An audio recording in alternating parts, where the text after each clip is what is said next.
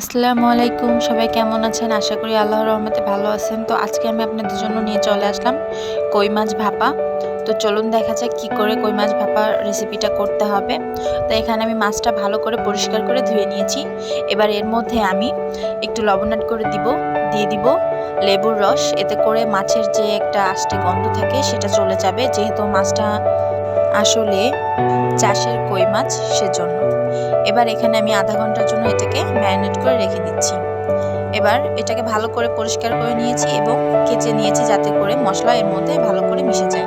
এর মধ্যে এখন আমি সব মশলা অ্যাড করে দিচ্ছি। দিয়ে দিচ্ছি জিরা বাটা, রসুন বাটা, পেঁয়াজ বাটা, কাঁচা ঝাল বাটা, এখানে দিয়ে দিব সরিষা বাটা, দিয়ে দিব ঝালের গুঁড়ি। দেন এর মধ্যে আমি অ্যাড করে দিচ্ছি লবণ, সয়াবিন তেল, দিয়ে দিব হলুদের গুঁড়া। এবার এটাকে ভালো করে মিক্স করে নিতে হবে। ভালোভাবে মাছটা মাখিয়ে নিব, যাতে করে মশলাটা ঢুকে যায় মাছের মধ্যে। তো এখানে আমি 1 ঘন্টার জন্য মাছটাকে রেস্টে রেখে দিচ্ছি।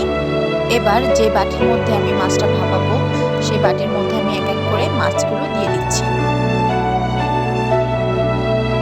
দেন এর মধ্যে আমি অ্যাড করে দিব সরিষার তেল। এটা ঘ্রাণ আসবে, ভালো একটা ঝাঁঝালো ঘ্রাণ।